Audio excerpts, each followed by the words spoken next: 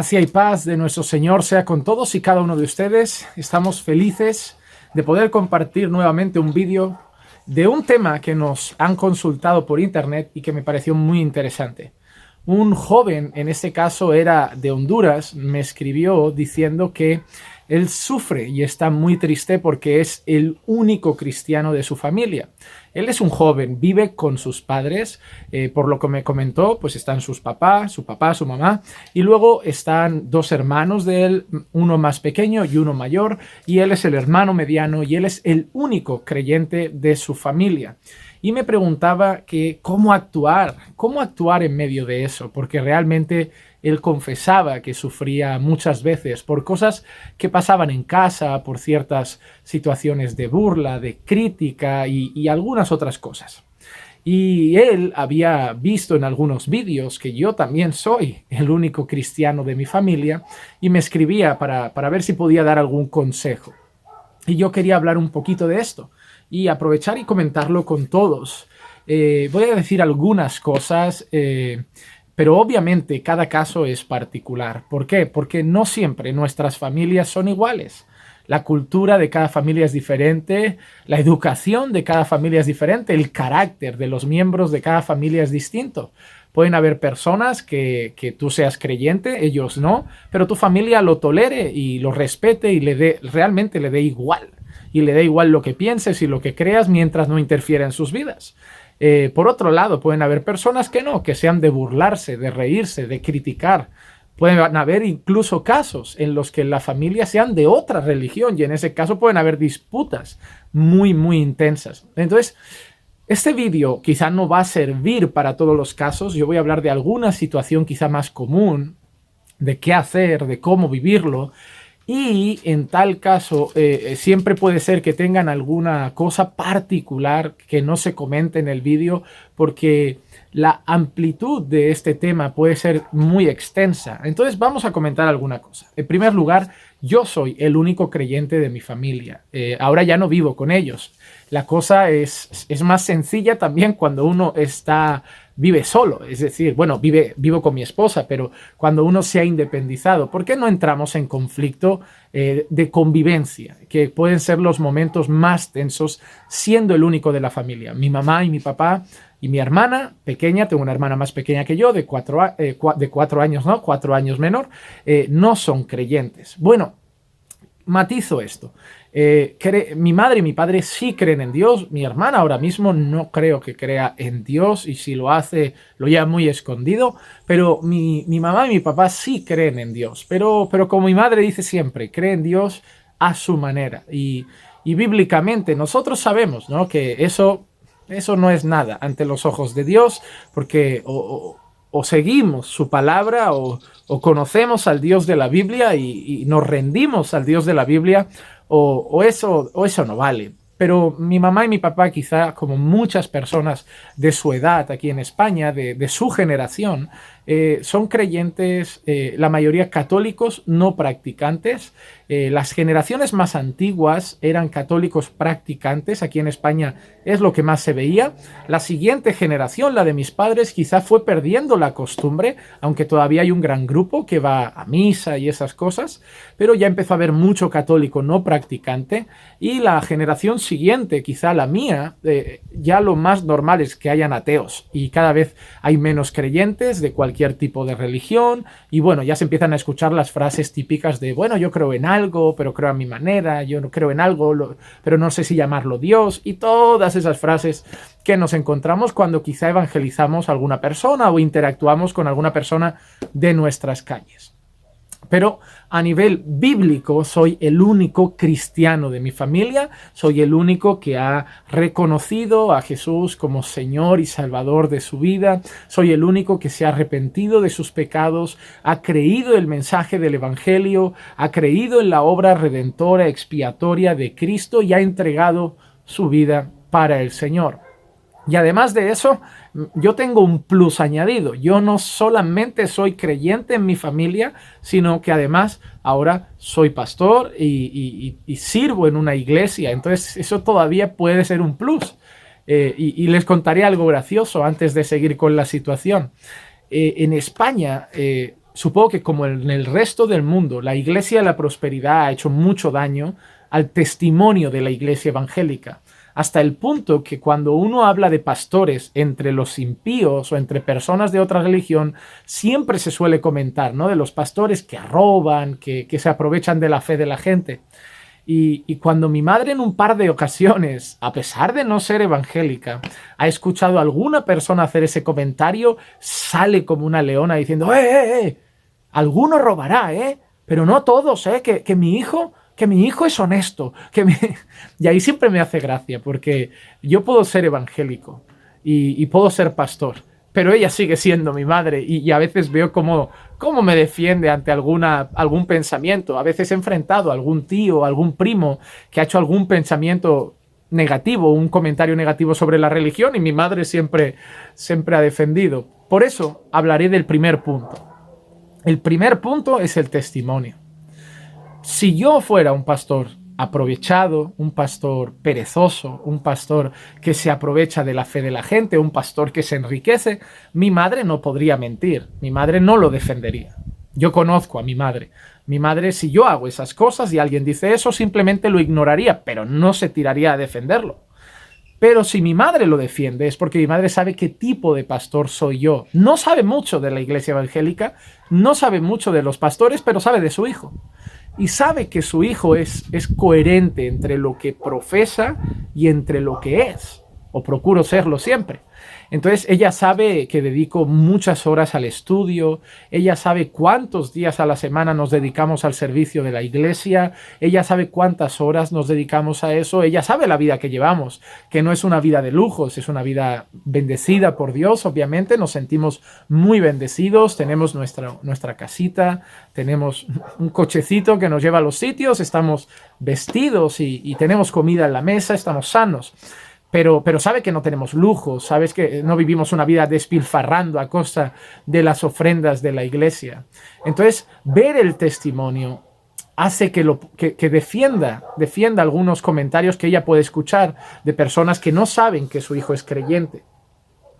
Entonces, es muy importante nuestro testimonio en la familia, porque si nosotros decimos ser creyentes, pero luego nuestras actitudes no concuerdan con esa fe, ellos van a entender que al final somos gente que profesa una religión, pero que no hay ninguna diferencia entre aquel que dice, no sé, que es testigo de Jehová o musulmán o lo que sea y hace mal, como el evangélico que luego hace mal las cosas. Así que el testimonio es de suma importancia. Si vas a decir yo soy el único cristiano de mi familia, lo primero que debes cuidar en tu casa es tu testimonio. Si eres hijo, debes honrar a tus padres aunque no sean creyentes. Piensen, la Biblia dice que debemos honrar a nuestros padres, no si son cristianos, sino siempre. Y eso es algo que yo procuro hacer. Es más, yo creo que soy mejor hijo ahora que soy cristiano que antes que no lo era. Incluso ahora, siendo mayor de edad, voy a cumplir 33 años, si voy a casa de mi madre y mi madre me pide que ponga la mesa, pues yo lo voy a hacer siempre y intentaré ayudarles. Y si me pide, hijo, puedes acompañarme así, o hijo, me llevas allí, lo haré siempre. Intentaré servir, cuidar y honrar a mis padres en lo que pueda. Y si algún día están enfermos, dar mi tiempo para su cuidado y cuidar de ellos hasta que el Señor decida poner fin a sus vidas. Pero el testimonio es muy importante. Andar de la misma forma de lo que profesamos ser cristianos, pues seamos honestos con nuestro dinero, que vean que seamos ciudadanos que cumplen con los impuestos, que vean que si somos hijos, por ejemplo, hijos obedientes, que cuidamos nuestra habitación, que somos ordenados, que damos buen testimonio de lo que es un hijo educado. No puede ser que diga que soy creyente y mi madre me vea todo el día en el ordenador, en la Play, no hago nada en casa, no ayudo, no colaboro, un vago en el hogar y luego, pero alabo al Señor. Bueno, pues empieza alabando al Señor con tu vida, empieza alabando al Señor con tu testimonio. Así que en primer lugar, ten un buen testimonio en tu casa, que tu testimonio muestre que eres cristiano, que tu testimonio muestre que vives conforme a la voluntad de Dios y que la gente incluso vea, dice, no, este es demasiado correcto con los impuestos, con el tráfico. Por ejemplo, yo les doy un ejemplo mío. Cuando yo no era creyente y al principio, ¿no?, de conocer al Señor, yo siempre he tenido muchos problemas con el coche. Y mis problemas han sido, uno, muy claro, la velocidad. Me gusta mucho correr, me gusta la velocidad, no lo niego, pero si pudiera ahora irme a un circuito y que me dejaran correr un rato, lo disfrutaría mucho. Pero hay unos límites establecidos por la ley en España que no se pueden cruzar. A mí eso me daba un poquito igual. No lo obedecía mucho, me la jugaba y solo frenaba si veía un radar que me mandaba una foto a casa. Entonces eso me trajo muchas multas. Y como al principio, cuando era más jovencito, el coche que yo llevaba estaba a nombre de mi padre, entonces le llegaban las multas a él. Y eso da muy mala imagen, da muy mal testimonio. Desde hace unos años, obviamente, eso ha cambiado. Puede llegar alguna multa siempre por algún descuido, algún error, pero hace años que no llega ninguna multa a casa, ni de velocidad, ni de nada. Entonces son esas cosas que uno va corrigiendo y dice, no, mira cómo ha cambiado en el tráfico, no, mira, ahora es educado en esto, no, mira, ahora se preocupa por sus padres, no, mira, cuida de su hermana, se preocupa por su hermana, es trabajador, es honesto con su dinero, trata bien a su esposa. En caso mío, que estoy casado, ellos miran mucho nuestro matrimonio. Miran cómo nos tratamos, miran cómo Clicia me respeta, cómo yo respeto a Clicia.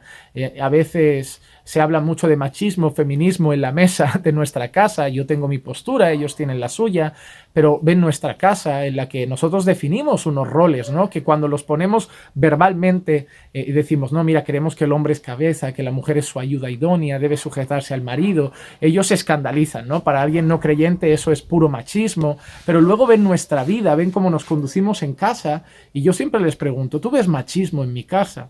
Y mi madre dirá, claro que no. Tú ayudas a tu mujer cuando hace falta, si tienes que lavar los platos o alguna cosa en las tareas del hogar, os ayudáis, os compenetráis, os cuidáis, os respetáis. Y le digo, pues eso es un matrimonio cristiano. Eso es un matrimonio cristiano. Que yo sea cabeza del hogar no significa que tenga un látigo en la mano y le vaya dando a mi esposa en la espalda, tira a limpiar, tira a fregar, tira a hacer esto. Obviamente no es así, ¿no? Entonces, nuestro testimonio como en el trabajo, con la economía, con el carácter, con las actitudes, nuestro testimonio como marido y mujer, como matrimonio, en el caso de tener hijos como familia, como padre, eso es muy importante. En primer lugar, si nuestro testimonio no acompaña nuestra fe, nada tenemos que hacer, porque ellos además no van a ver diferencia entre ellos y nosotros, solo van a ver la diferencia de que nosotros el domingo podemos ir al culto, pero luego entre semana nos portamos como ellos, gritamos como ellos, actuamos como ellos, hacemos las cosas mal como ellos, y eso es un problema, eso es un problema. Segunda cosa que yo te sugeriría, hablo de té porque estoy contestando al joven, pero esto puede valer para más personas, es el hecho de pagar el mal con bien, pagar el mal con bien. Como yo sugiero a muchos, y a mí me ha pasado en el pasado, morderse la lengua. Hay que ser pacientes. A veces van a hacer comentarios que no nos gustan, a veces van a hacer comentarios que ni siquiera saben de lo que hablan y pueden ser ofensivos, o van a querer ofender la religión, o van a buscar vídeos en internet de iglesias evangélicas, de pastores que hacen alguna burrada y mandártelos como, mira, unos de tu religión. Vas a tener que aprender a aguantar, vas a tener que aprender a tolerar, vas a tener que aprender a soportar, a pagar el mal con bien, a poner la otra mejilla, a ser pacientes. En más de una ocasión vas a tener que respirar y vas a tener que cerrar tus ojitos y pensar en el Señor y decir, Padre, perdónalos porque no saben lo que hacen. Entender que tú también has estado ciego en el pasado y ser un poco comprensivo en ese sentido. Ojo, no significa tolerar todo. No nos podemos estar callados cuando hablan mal de la verdad. Es decir, cuando hacen alguna burla o algo, yo muchas veces me callo, pero cuando tocan verdades fundamentales, ahí protesto. Y ese es otro punto de este tema. Cuando vayas a caer en un debate o en una sana discusión en el hogar o en compartir opiniones diferentes, hazlo con humildad. No vayas ante ellos que no son creyentes como si tú lo supieras todo y ellos fueran tontos y perdidos. Están perdidos, sí, no conocen la verdad de Dios, pero no los trates con desprecio, no los infravalores, no los trates mal, con falta de respeto, como si tú ahora hubieras descubierto todo y ellos no supieran nada y fueran necios, porque a sus ojos vas a sonar soberbio, arrogante, pero puedes hablar de las cosas como son, pero siempre con amor y humildad, con palabras llenas de gracia, sazonadas, con sal, que impartan, que edifiquen a esas personas. El otro día hablábamos en casa del tema del feminismo y yo planteé en medio de... Además era un cumpleaños y yo estaba hablando de eso y di mi opinión y claro, si la das con educación, das buenos argumentos, incluso algunos de la mesa asintieron con algún argumento porque no había cómo contrarrestarlo. Cuando he tenido oportunidad de hablar de la fe, he intentado siempre explicarles, como digo, también con mi testimonio como pastor, la diferencia entre una falsa iglesia y una verdadera. Yo siempre les digo esto, ¿no? Aquí en España se habla mucho de los curas, de los católicos que han violado a niños y han habido muchos casos, pero yo le digo siempre, habrá curas que a pesar de que yo no comparto su fe y sus ideas, pues serán sinceros, ¿no? Que habrán ido de misiones buscando siempre el bien del prójimo, que jamás habrán hecho daño a un niño, que jamás habrán abusado de un menor. Pero también hay violadores. Y le digo, pues así pasa en la iglesia que se llama evangélica. Hay pastores que roban, son falsos, no son el modelo a seguir. Hay pastores que hacen daño, hay iglesias que son abusivas, pero luego hay iglesias que hacen el bien, que buscan obedecer al Señor, que buscan obedecer su palabra y no podemos tomarlo, la mala conducta de los farsantes para generalizar y decir son todos así. Vuelve a entrar el testimonio de uno y de cómo debemos marcar la diferencia entre lo falso y lo verdadero. Así que sé una persona de buen testimonio, sé una persona que muestra con su vida la fe que profesa, sé humilde, sé una persona amorosa con ellos, ámalos. Otra cosa es importante, muéstrales que los amas, porque algunos creyentes parece que cuando su familia no es creyente y ellos sí, se separan de ellos hasta un punto que parece que los desprecian, que es como, mira, vosotros al infierno y a mí me da igual. Al contrario, te tendrías que acercar con amor a ellos, porque eres tú el creyente de la familia, eres tú el que va a tener que llevarles el evangelio, eres tú el que tiene que rogar por sus almas. Eso es otra cosa importante, orar por ellos. Eres tú el que tiene que pedir a Dios. Yo pido a diario a Dios para que salve a mi madre, a mi padre, a mi hermana, a mi cuñado. Y ahora que nació la pequeñita Chloe, el bebé de mi hermana que tiene meses, yo le pido ya por mi sobrina, Señor, que un día mi sobrina te pueda conocer, se pueda enamorar de ti. ¿Quién va a orar por ellos? Si soy el único creyente de la familia. ¿Quién va a orar por mis primos que todavía son jóvenes y pueden conocer al Señor? Yo oro por ellos, por mucho que a veces nos miren como los religiosos y fanáticos que porque corregimos lo que es pecado ya somos malos y superiores, y nunca nos sentimos así. Así que ámalos, ama a tu familia, es tu familia, te la ha dado el Señor, así que ámalos, ora por ellos. Otra cosa, predícales el evangelio. Yo creo que ahí entra otra pregunta, ¿cuánto? Porque obviamente si los ves cada día, no les predicas cada día, ¿no? No les predicas cada día, pero ves haciéndolo. No hay un momento exacto en el que hay que predicar, pero yo siempre he dicho a las personas que tenemos que tener discernimiento para saber ver los momentos adecuados para hacerlo. Yo hay momentos en los que veo que no es el mejor momento de exponer el evangelio, pero hay otros que los veo ideales. A lo mejor un día tomando un café con mi madre en un ambiente más tranquilo, más cercano, hablando del día y no sé, mi madre me habla que está a lo mejor triste o algo que ha pasado y yo veo una entrada, ¿no? para hablar del evangelio, la veo quizá más receptiva, más calmada. O mi hermana a lo mejor en un día que la visite, que esté mi cuñado trabajando y esté ella sola, o estén los dos y estén tranquilos, o me hagan alguna pregunta de la iglesia o de la fe, porque a veces tienen curiosidades y yo aproveche para presentar el evangelio. Entonces, eso es importante. Debemos saber que la salvación viene a través de la predicación del evangelio. Dios ha querido salvar a los hombres a través de la locura de la predicación. Pero predícales con amor, predícale con fidelidad el evangelio, pero hazlo con amor. es tu familia, deseas su salvación, eso entiendo. Entonces, sé humilde, sé amoroso, predica el evangelio, ora por ellos, respétalos, respétalos. A pesar de que crean diferentes, respétalos. Respeta que ellos no son creyentes. Sí, duele, es doloroso para el corazón, pero tú no puedes dejar de respetar a tus padres porque no creen. Los tienes que honrar incluso. Incluso los tienes que honrar y ser el mejor hijo que puedas ser.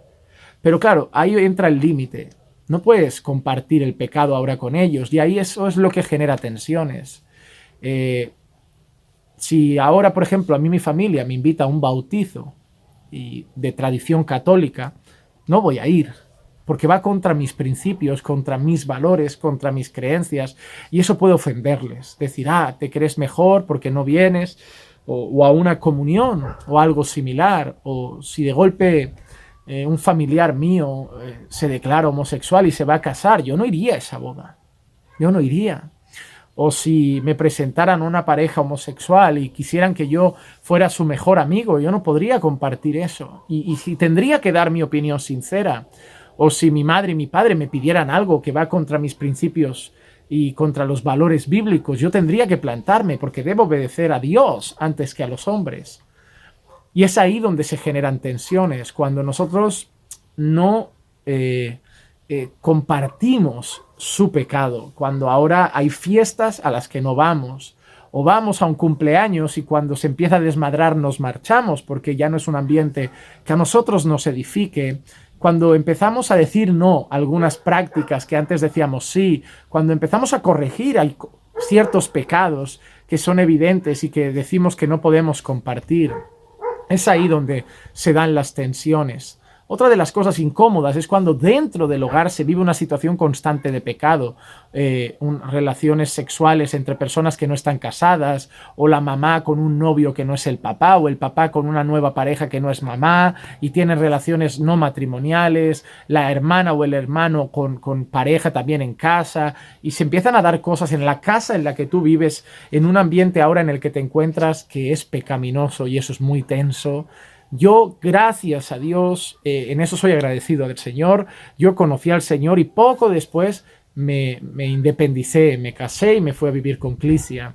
Entonces yo no tuve mucho ese problema. Además de que en casa, bueno, estaban mi padre y mi madre casados y mi hermana, pues sí, tenía su novio, no lo compartía, hacían sus cosas, no lo compartía, pero nunca, nunca en mi presencia, nunca en mi presencia. Es más, alguna vez he visto a mi cuñado más afectuoso de lo normal, acariciando, no sé, la espalda de mi hermana así en medio de una comida y yo he dado el grito de aquí se respeta, ¿eh?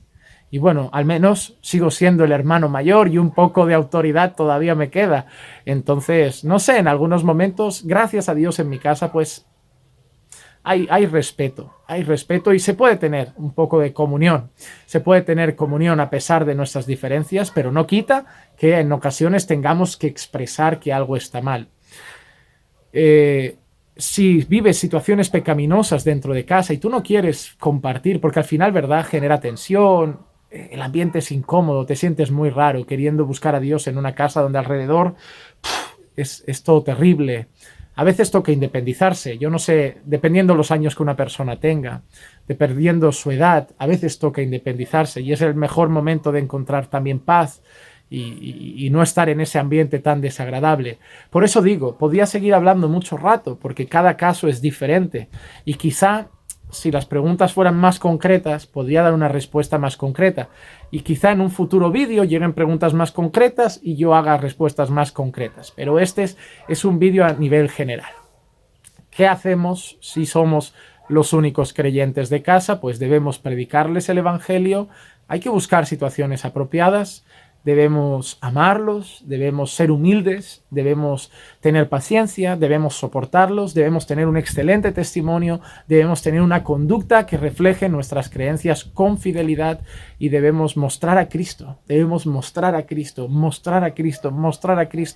exaltar a Cristo, enaltecer a Cristo. Cada vez que digan algo, ¡ay, qué bien te va la vida! Gracias a Dios. ¡Ay, mira, te has podido comprar una casita! Gracias a Dios. ¡Ah, mira, qué bueno que estéis sanos! Gracias a Dios. Dios. ¡Ay, qué bueno que al final salió bien la operación! Gracias a Dios. Siempre busca la oportunidad de poner a Dios ahí. Que ellos vean que Dios es el centro de tu vida y ora por ellos. Porque al final la salvación es del Señor. La salvación le corresponde al Señor. Así que sé humilde, buen testimonio, ámalos, hónralos, respétalos, sopórtalos, sé paciente, paga el mal con bien, predica el Evangelio cuando tengas oportunidad y ora por sus vidas. Y ora por sus vidas. A veces será más fácil, a veces será más difícil, pero espero que el Señor les dé gracia para enfrentar esas situaciones. Y de corazón, de verdad, lo deseo, que si son los únicos creyentes de su familia, un día puedan ustedes gozar del privilegio, igual que yo también lo deseo, de ver cómo nuestros familiares se convierten por la gracia de Dios y por el poder del Evangelio. Bueno, les mando un fuerte abrazo y ánimo, ánimo, que son los únicos, pero luego pueden ir a la iglesia donde tienen otra familia, la familia en Cristo, a buscar abrazos, apoyo, decir, hermanos, denme fuerzas que ahora vuelvo a las trincheras de mi hogar, porque realmente hay personas que sufren situaciones muy complicadas. Así que ánimo, sigan adelante. Con Cristo van a poder seguir, van a poder enfrentarlo, con la ayuda de Dios van a poder estar firmes aún en medio de circunstancias a veces tensas. Pero recuerden siempre, hagan lo posible para en medio de su casa glorifiquen a Dios con sus palabras, sus gestos, sus actitudes y con todo su ser. Un fuerte abrazo de su hermano Juan Manuel desde Barcelona. Que la gracia y la paz de nuestro Señor Jesucristo sea con ustedes y recuerden que los amamos en el Señor. Pensando bíblicamente, junto al pastor Juan Manuel Vaz.